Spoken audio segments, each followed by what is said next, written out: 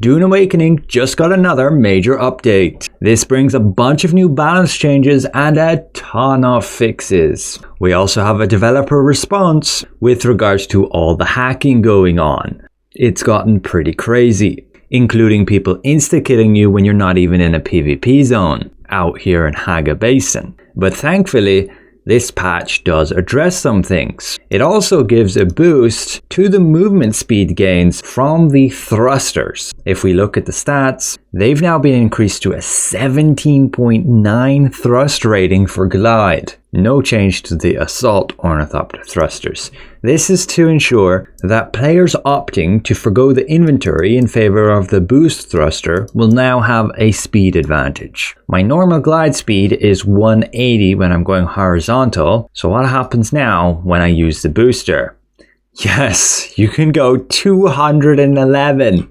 Damn, that's fast. And this is just with a Mark 5 thruster. That's a huge speed boost. But yes, you are giving up the entire inventory, so not entirely practical. But very good if you want to be snatching those loot ships, getting the loot drops. The Mark 5's 17.5 thrust glide rating, so very slight difference there. You'll only get a minor extra speed boost with the Mark 6, so not a big deal if you just have the Mark 5. That is kind of crazy, making scouting the deep desert far less threatening. You'll be able to get away from those players in no time. Just to compare with a Mark 4 thruster, we get a horizontal glide speed of 208. So what you end up with is this. Again, pretty insane top speed boosts with over 30 kilometers per hour extra over the usual 180 with Mark 6 wings. But looking at some other highlights, sandworms will linger around a bit longer at Spice Field, so be careful. You can now list items on the exchange when they're in your vehicle's inventory when you fly to those hubs. So you can now bring a big haul of items, say in your assault ornithopter, rather than being limited to your small inventory of your backpack. They've also closed several vulnerabilities where you could gain increased combat damage, and an exploit where you could fully repair durability of tools, along with an exploit where you could duplicate resources. You may have seen this one as of late being publicized in videos with this guy making a meme out of it. It was pretty bad, getting infinite resources. It revolved around a vulnerability due to disconnecting your game from the server, momentarily destroying some items, and then when you reconnected, you got the materials of those items duplicated. And they fixed an edge case where vehicles could pass through pentashields. Now there is also kind of an exploit with pentashields. I don't believe this patch is addressing it, but leave it in the comments below if you do experience that. But you could make these pentashields cubes, which out in the PvP of the deep desert means they're pretty much invulnerable.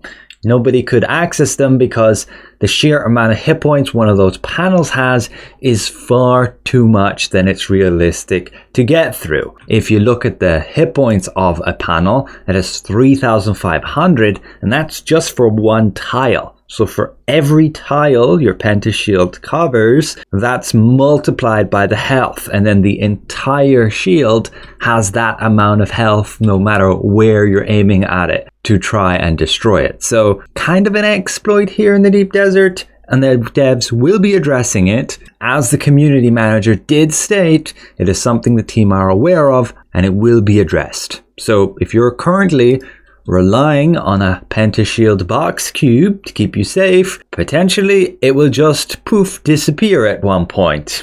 Other than that, a bunch of minor updates here. Majority of them are just fixes and little quality of life improvements which will improve the game overall. Things like your Sentinel ability attacking your Solido decoy clone, server crashes, losing a skill point when respecing your skill tree, and much more. I'll leave the link in the video description. You can read through this yourself if you're very interested in all these minor details, but I went over the basics. Let's now quickly jump back to some exploits. This guy running around with speed hacks on his buggy in the deep desert. These guys with speed hacks on their ornithopters, moving about far too unrealistically. What is that? Well, we have a bit of acknowledgement and Q&A from the community manager here again. If you have any exploits you think the team are not aware of, be sure to contact them. The ones they do know, they are actively working on them and they're their critical priority to fix. These things usually take a bit of time and they do release them as soon as possible, like this big update.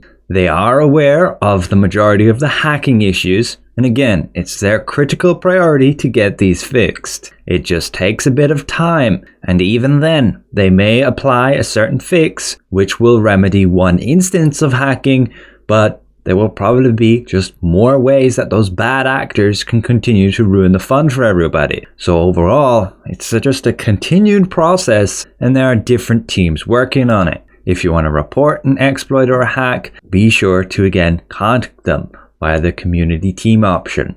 As for the Deep Desert and PvE and the PvP distribution, this is not final. Currently it's a 50-50 distribution. And they're looking at the data, the results, the player hotspots, things like that. They will eventually find a sweet spot to get the balance of what's the most satisfactory. So don't expect the current state to always be like this. And finally, a note with regards to playstyle. Just because you play one way doesn't mean everybody should play that way. And that was pretty much the extensive response due to a lot of questions and posts on the Discord server from the community. Also to point out, there's a bit of a horrible thing going on. Players are swarming other players, including carriers, and pushing them down into the sands due to the hitboxes and getting the worms to eat them. This is again something the devs are aware of. They're not happy about it. They will be making fixes, probably adjusting something with regards to the hitboxes